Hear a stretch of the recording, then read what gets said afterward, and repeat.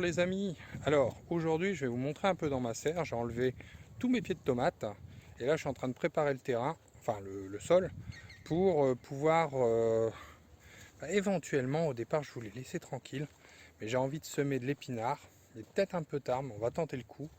Et puis pour pouvoir repiquer des salades par la suite dans la serre pour l'hiver. Voilà.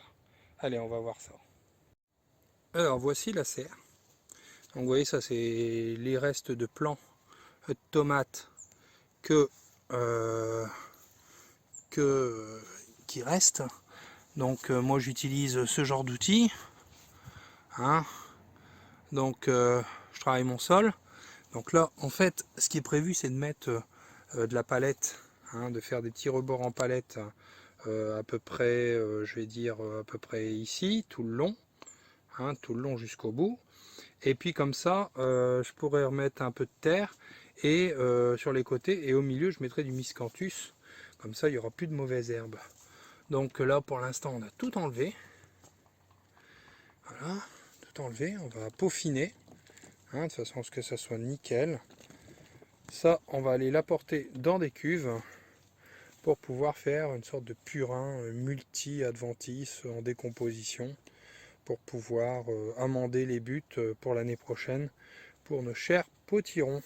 Hein, parce qu'on l'année prochaine on va faire quelques les géants atlantiques. Alors on a commencé à remettre, enfin j'ai commencé à remettre les petites étagères en suspension. Comme ça au moins, donc vous voyez ici on a de la mâche. Hein, donc ça pousse, hein, en petite touffe. Donc ici on a également, donc là c'est de la Batavia Reine des Glaces. Voilà. Et puis là de la laitue d'hiver. Donc là je vais en laisser que un par alvéole. Donc comme ça nous fera de la salade. Alors on va peut-être les replanter quand même à l'intérieur de la serre, plutôt que de le laisser le sol à nu. Hein, on va faire ça, et puis comme ça au moins, quand ce sera le début du printemps, avant de mettre les amendements en terre, hein, par exemple du fumier déshydraté pour les tomates et tout ça, on pourra récolter nos salades dès début de saison. Ce qui sera merveilleux, je pense. Qu'en pensez-vous, les amis? Allez, on va aller porter les adventices dans les cuves. Enfin, dans la cuve. Bonjour les amis. Alors, comme vous voyez, là, je commence en sciant, enfin en meulant, on va dire, des fers à béton, de manière à maintenir ce dont je vous ai parlé précédemment, c'est-à-dire les planches de palette qui vont me permettre de faire l'allée dans ma future superbe serre. Alors, ce choix, en fait, est tout simple. Il est dû uniquement au fait que je souhaite avoir une allée qui soit propre et, je veux dire, qui me facilite la vie.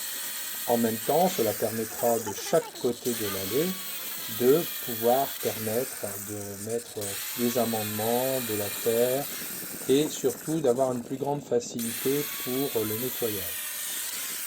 Enfin, quand je parle de nettoyage, je parle surtout pour enlever les adventices et tout cela. Au moins, alors comme vous voyez là par exemple, je mesure parce qu'en fait je veux une allée de 50 cm, ce qui fait dans ma serre à peu près 62 cm de chaque côté de surface cultivable sur 6 mètres de long. Donc je plante mes fers à béton sur le devant de la planche, de chaque côté, et je mets un fer à béton sur l'arrière de la planche, en plein milieu. Et je fais ça tout le long. Sachant que pour chaque morceau de bois de palette qui vont se toucher, je mets un autre morceau de bois de palette que je visse de manière à maintenir les deux planches ensemble, tout simplement.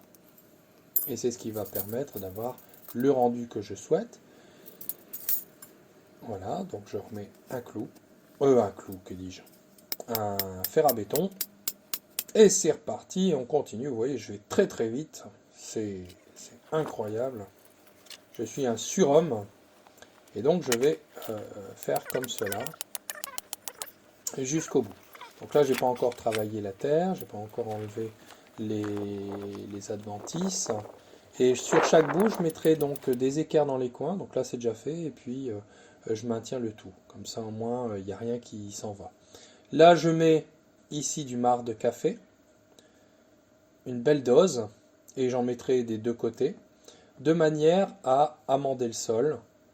Le marc de café apporte énormément de bienfaits et nourrit la vie du sol, entre autres les vers de terre, car c'est très important dans une serre de donner à manger, puisqu'au fur et à mesure, sinon, les amendements sont absorbés par les plants et après, il n'y a plus rien. Et c'est comme ça qu'après, on a des plants chétifs. Voilà, encore du marc de café. Et puis maintenant, on travaille le tout, on enlève les petites mauvaises herbes qu'on pourra encore trouver. Donc ça, avec un sarcloir.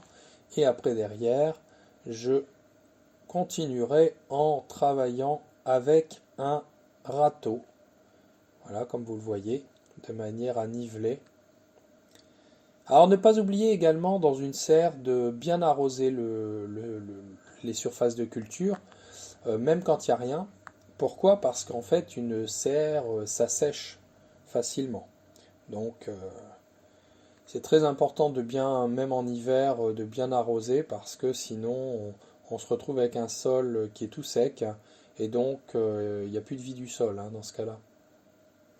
Alors là, je suis en train donc de placer les cartons. Première protection contre les adventices. Bon, bien sûr, ça se décomposera au fur et à mesure, mais ce n'est pas grave.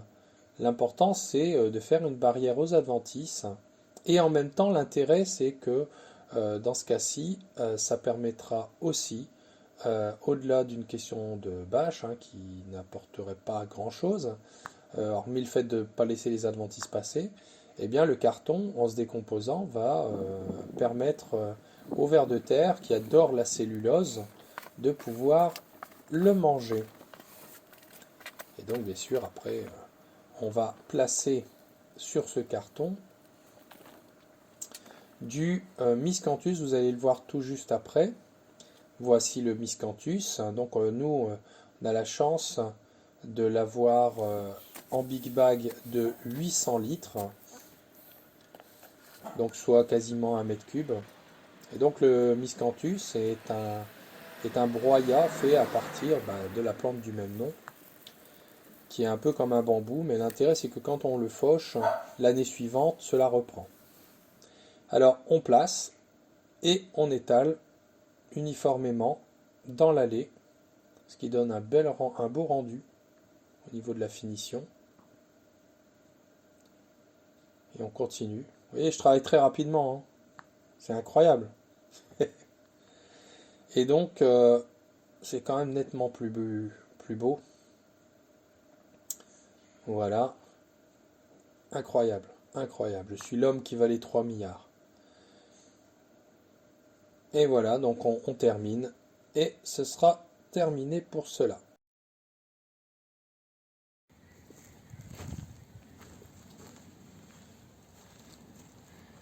Alors les amis, qu'en pensez-vous?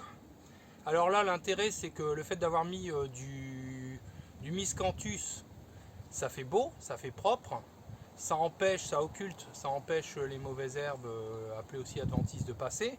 Mais on a mis du carton en dessous, comme ça au moins on va arroser un petit peu pour tasser le tout.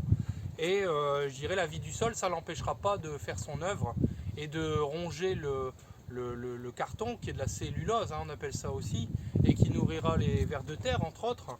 Et ensuite, quand le miscanthus se décomposera, il y aura la possibilité, là pour nourrir le sol, pour changer la structure quand un sol est trop argileux, de pouvoir intégrer ce qu'il y a ici et le mettre là.